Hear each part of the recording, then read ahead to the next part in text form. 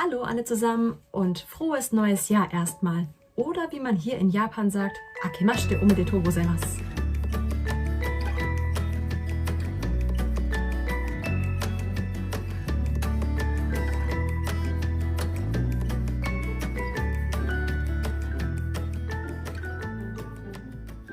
Dieses Jahr ist ganz besonders, denn es ist das Jahr des Tigers. Genauer gesagt mein chinesisches Sternzeichen. Ich hatte in der Vergangenheit schon mal ein Video zu Neujahr gemacht. Ich glaube, das war zum Jahre des Wildschweins. Aber diesmal musste ich einfach nochmal eins machen. Aus Tigergründen. Das japanische Neujahr, Oshogatsu genannt, ist eines der wichtigsten Feste in Japan. Und hier stelle ich euch die wichtigsten Begriffe vor, die ihr dazu wissen solltet. Und ich erzähle ein wenig, wie unser Neujahr abgelaufen ist. Zum Jahresende werden diese beliebten Karten verschickt, um sich bei Leuten zu bedanken, die einem im vergangenen Jahr wichtig waren. Ich vergesse das immer zu machen. Ich verschicke stattdessen immer sehr, sehr liebevolle Voice Messages.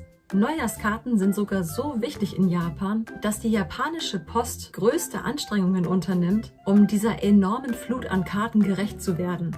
Zig Hilfskräfte und spezielle Briefkästen sorgen dafür, dass alle Neujahrsgrüße am 1.1. ausgeliefert werden können. Der Dezember ist die Zeit, in der man das vergangene Jahr Revue passieren lässt. Sehr viele Firmen organisieren hier einen gemeinsamen Abend, natürlich mit einer Menge Alkohol in der Regel, an dem die Angestellten das Jahr beim Bonenkai abschließen können. Das Gegenstück zu Bonenkai ist die sogenannte Neujahrsversammlung Shinenkai. Diese Party findet meist im Januar unter gleichen Bedingungen statt, um alle Mitarbeiter gebührend auf das neue Jahr einzustimmen. Aber aufgrund der aktuellen Lage finden diese Partys natürlich gerade nicht statt.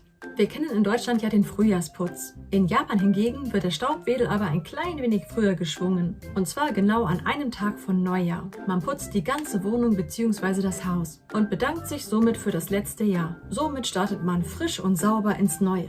Ist das Haus blitzeblank, wird es Zeit, es für den Besuch der Jahresgötter vorzubereiten. Um diesen glückbringenden Geistern den Weg zu weisen, müssen bis zum 28. Dezember spezielle Dekorationsgegenstände aufgestellt worden sein. Das Datum ist deshalb wichtig, weil es nach dem 28. nur noch einen einzigen Tag gibt, an dem man die Neujahrsdekorationen rechtzeitig aufstellen kann. Denn da die japanische Lesung der Zahl 9 Leid und Schmerz unter anderem auch bedeuten kann, ist der 29.12. für solche Dekorationsaufbauangelegenheiten eher ungeeignet. Und eine direkt am 31.12. aufgestellte Dekoration verfehlt allerdings genauso ihren Sinn. Denn es gilt als recht unhöflich, die Götter einen Tag vor Neujahr zu begrüßen. Somit bleibt nur noch der 30. Dezember übrig. Die wichtigste Dekoration hier ist ganz klar Kadomatsu. Das ist ein Gesteck aus Bambusrohren, das als Paar im Eingangsbereich von Häusern und Wohnungen aufgestellt wird. Ebenfalls von Bedeutung ist der im Hausaltar aufgebaute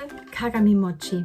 Dieser heißt wortwörtlich Spiegelreiskuchen und besteht aus zwei übereinander gestapelten Mochi, auf denen eine Zitrusfrucht mit Namen Daidai thront. Nun gut, hier haben wir jetzt keine Zitrusfrucht, hier ist ganz klar ein Tiger abgebildet. Die Mochi repräsentieren das vergangene und das neue Jahr. Und jetzt mag sich vielleicht der ein oder andere von euch fragen, wieso das eigentlich Spiegelreiskuchen heißt. Das kommt daher, weil die Form an alte traditionelle Bronzespiegel nämlich erinnert.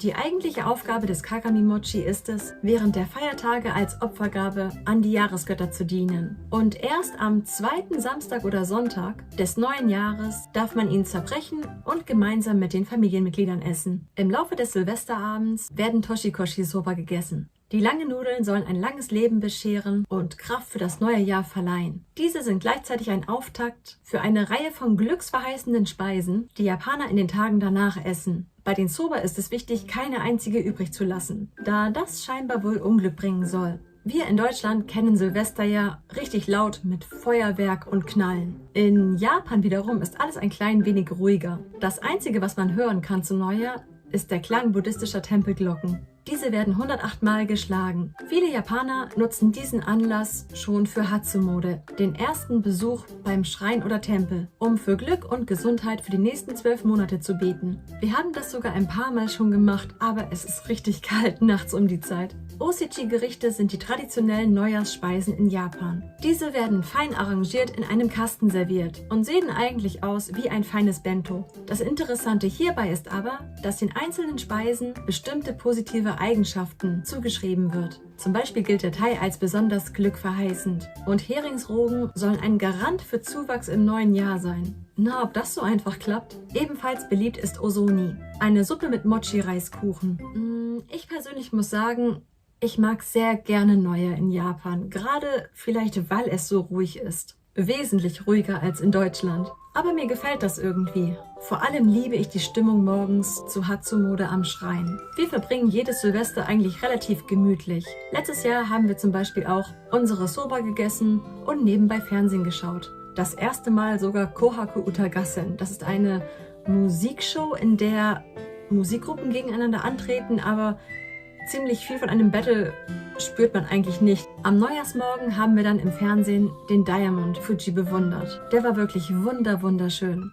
Sowas würde ich echt mal gerne live sehen. Aber ich glaube, auch das ist wahnsinnig kalt. Nachdem der Haushalt dann erledigt war und wir gefrühstückt hatten, ging es dann ab zum Schrein für Hatsumode.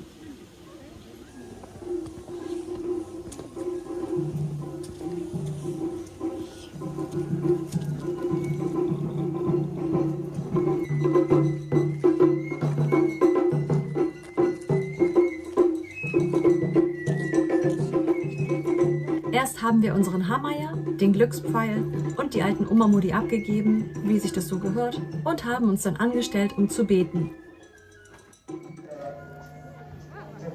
Danach habe ich noch ein Omikuji gezogen für mich und Shiori und habe zweimal das ganz große Glück bekommen. Und dann ging es auch schon wieder nach Hause.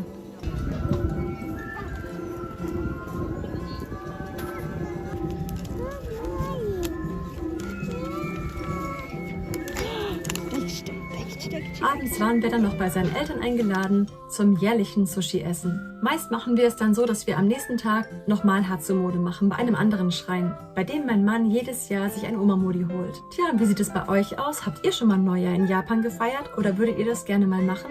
Schreibt es doch gerne in die Kommentare. So, wenn euch das Video gefallen hat, lasst gerne einen Daumen hoch da und abonniert meinen Channel, wenn ihr mehr Videos aus Japan sehen wollt. Wir sehen uns dann in meinem nächsten Video wieder. Bis dann!